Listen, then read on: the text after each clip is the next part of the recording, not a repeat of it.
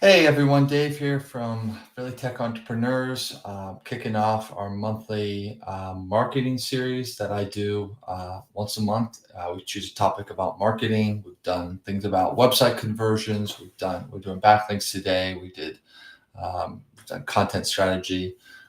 So every month, always looking for ideas. And today we're just gonna dive right into it. I got a little presentation prepared and hopefully walk you guys through it. Um, Obligatory slide about who I am for those who don't know. I run a community called Philly Tech Entrepreneurs. I live in Philadelphia, and I also run a digital marketing agency called Shortlist.io. We do all different types of inbound marketing services, so SEO, content, website design, and dev, and all variations. And then Philly Tech Entrepreneurs is a free community on Slack and Meetup. We hold monthly events where local tech entrepreneurs engage, grow, and connect. And today we're going to be talking about backlinks. These presentations are generally designed to be introductory in terms of material. So we're going to kind of start with the basics and go from there. Backlinks are basically when somebody is linking to your website from their website. This is one of the Google ranking factors, and I believe it is one of the more important ones. That's kind of what the data has shown over the years, that links from other websites, other high quality, high authority websites are ultimately what give our site authority and helps our content rank. And so if you're interested in improving your SEO, generating more traffic, building your site's authority, ranking higher in the search, these are going to be relevant for you. Now, I'm specifically talking about this in the context of Google. This is not true, again, with other channels like YouTube or Facebook or other kind of search engines. We're talking strictly about Google here. Backlinks do come in various kind of shapes and sizes. Some are better than others. Some are frankly bad, and some are great. And we need to understand what makes a good backlink so that you know whether or not it's worth trying to acquire or something that's going to benefit your site. Generally speaking, some of the things that we look at to make a good backlink is the quality of the source. So, like I said, a website is linking to you. Is that a good website? Does this, and most of us, you kind of look at a website and tell whether or not it looks quality to a degree. Does it look spammy? Does it have a lot of ads? Are the articles just all over the place? Or does it look like high quality? Does it have a good user experience, a good design, free of ads? Maybe it has been around for a long time. It has a lot of aged kind of authority. Is the article that you've been linked in or where you've been linked from relevant? So sometimes you get people, maybe they're like a fitness brand and they're being linked to in an article about digital marketing. That's not relevant. But if it's an article about, protein intake, and then they're kind of linking to your protein supplements or something like that, that's going to be very, very relevant. We also need to look at the anchor text that is used. Anchor text is the words that are actually hyperlinked to point to your website. This is how Google learns what your site is relevant for. So, for example, often you will see people use like your brand name. So, for example, if my company's name is Shortlist, people might link to us for Shortlist.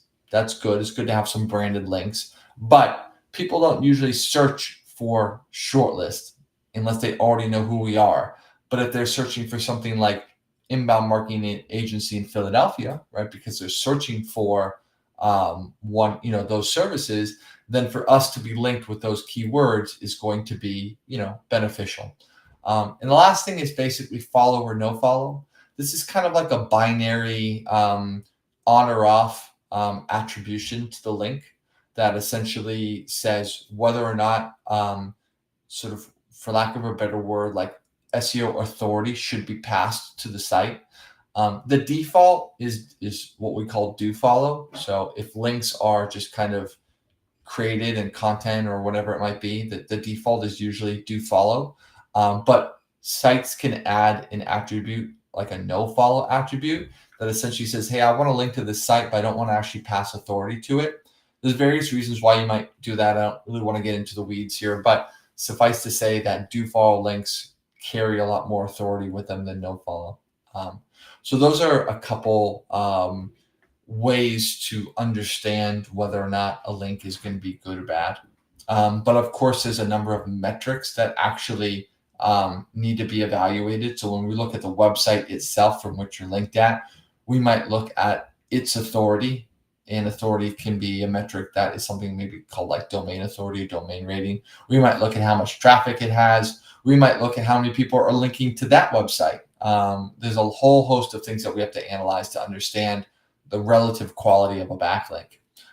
It is definitely more of an art than a science.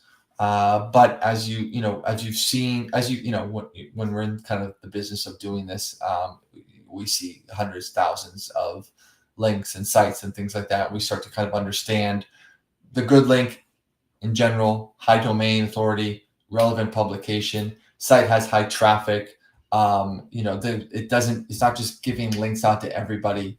Ideally, if the link is generated organically. Bad backlinks tend to be from spammy sites with low authority scores, irrelevant publications, maybe some payment was taking place, whatever it might be. Those are kind of how we differentiate them to understand, what a backlink might be worth.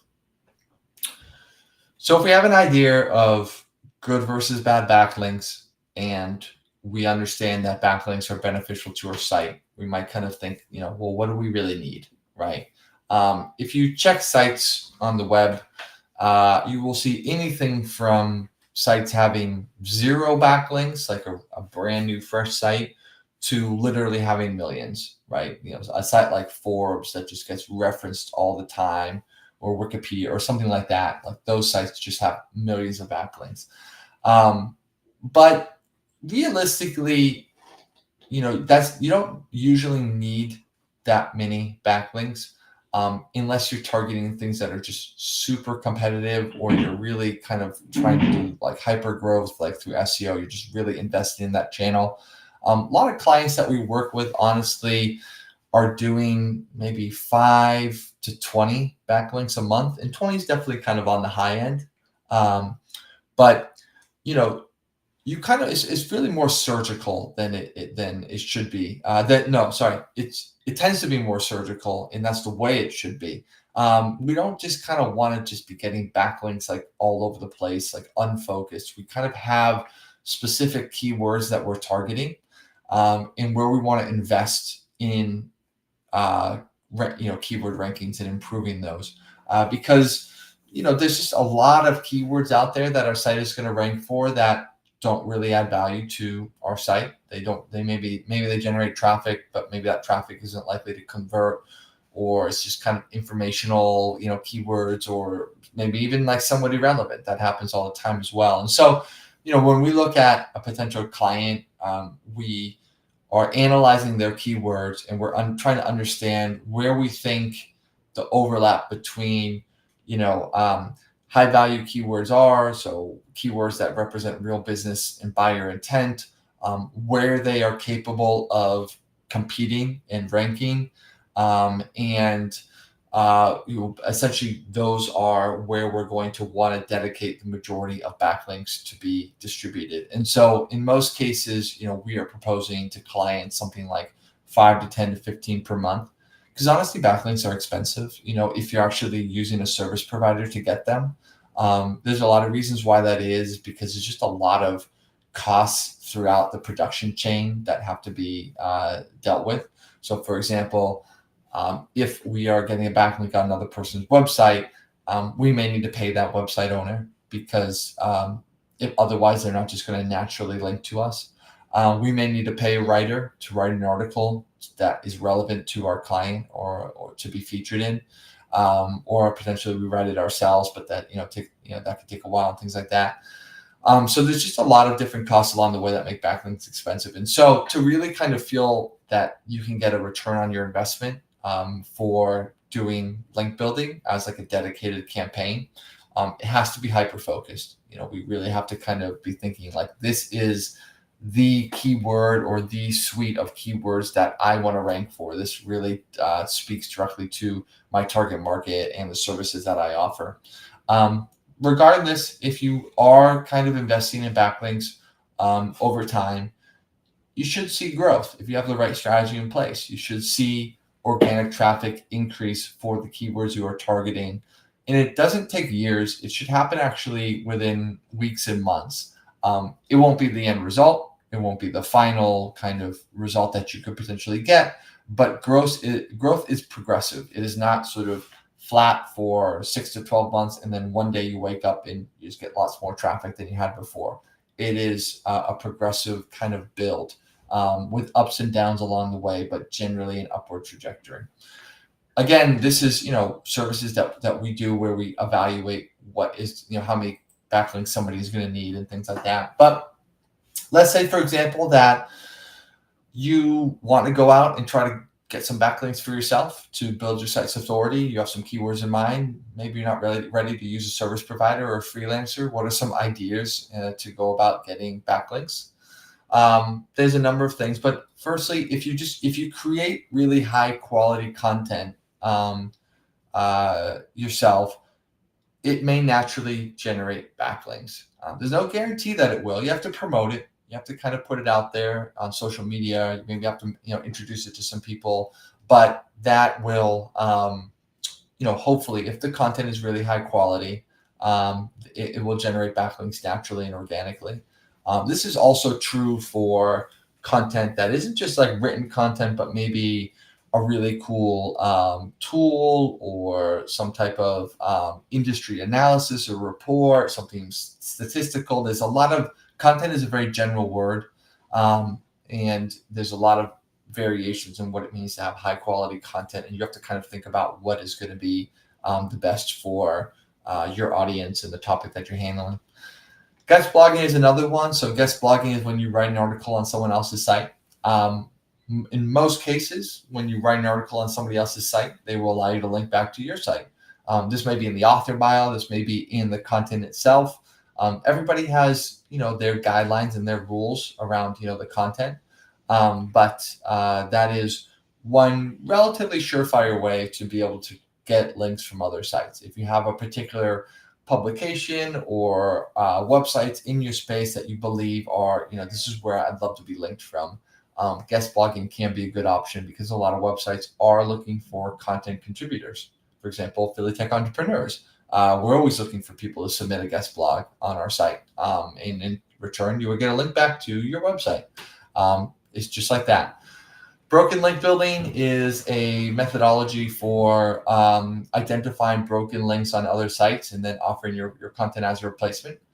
Generally speaking, having broken links on your website is not a good user experience. And sometimes links get broken when businesses and websites go out of business. So all of their links are no longer accessible. And so you can basically kind of go out there and pitch your own content in its place. Again, this is where kind of a little bit of tools and savviness helps understand how to identify broken links and things like that. All these topics they have tons more to get into that could be in and of itself a whole other presentation. So I'm just kind of speaking at a high level. Social media sharing, promoting your content on social media is generally kind of building links to it. Most social media links are no follow. It's just the default for those platforms, like when you post links on LinkedIn or Facebook or things like that. Still, though, they are, it is a backlink and it still has some value. And then, partnerships as well, maybe collaborating with other businesses and influencers, like in the form of an affiliate relationship, could also be an opportunity to get a backlink. So, there is dozens, if not hundreds or more, techniques and tactics and hacks for generating links. Again, it kind of depends on how deep into the weeds you really want to get here.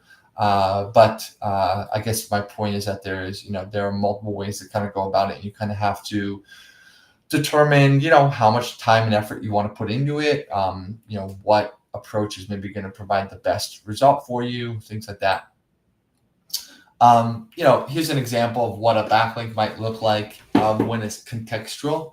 So contextual means that it is within content, as opposed to what you'll see on like a Google My Business page or a directory or something like that, where there is a field for your website and you can like put in your website. Those are a backlink, and they have value, but um, contextual backlinks are considered the most valuable because the surrounding content is giving more information to Google about what you rank for and what you're relevant for.